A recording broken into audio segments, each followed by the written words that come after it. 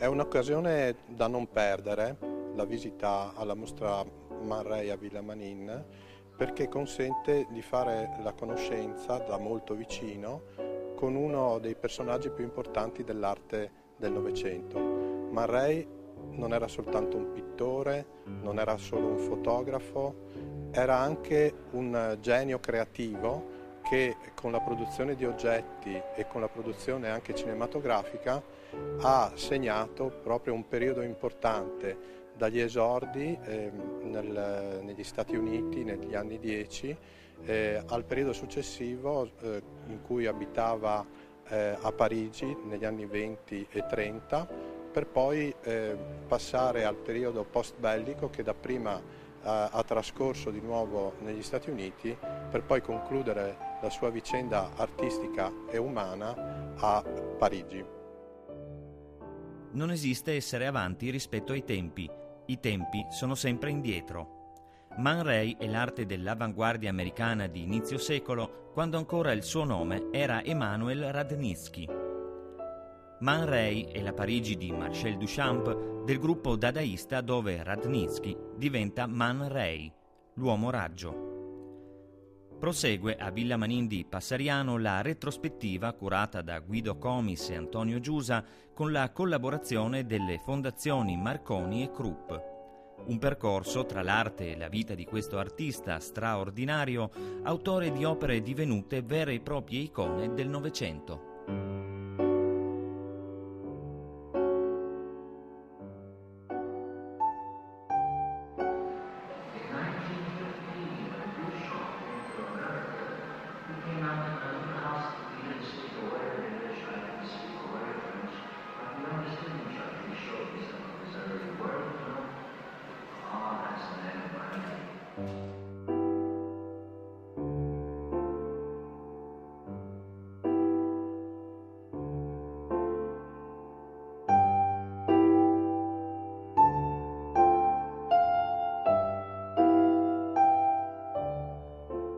Dagli anni americani a quelli della Parigi tra le due guerre, quando artisti, poeti, scrittori, musicisti vogliono farsi ritrarre da lui.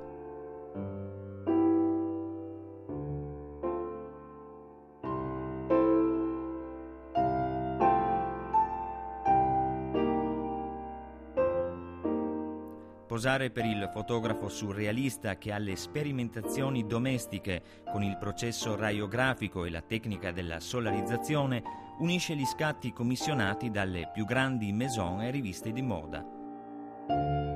Coco Chanel, Harper's Bazaar, Vogue.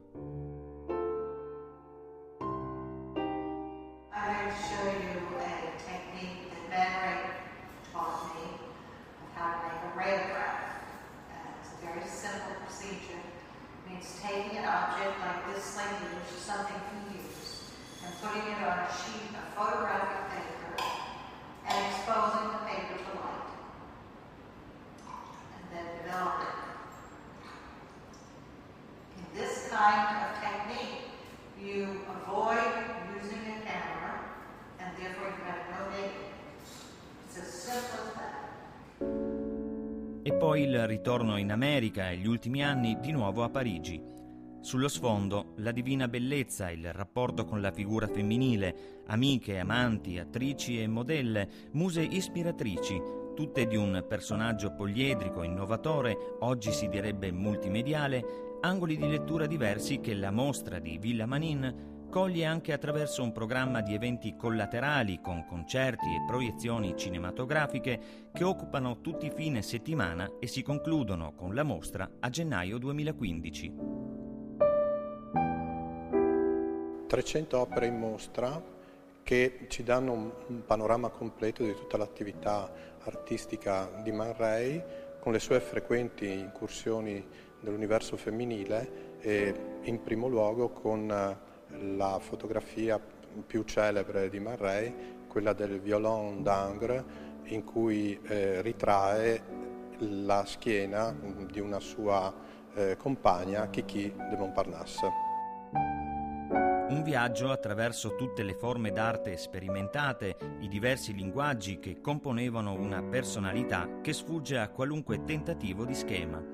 Dipingo, dirà in una delle sue frasi diventate celebri, quello che non può essere fotografato. Fotografo quello che non voglio dipingere. Dipingo l'invisibile, fotografo il visibile. We had to get married to somewhere. So we drove to Beverly Hills.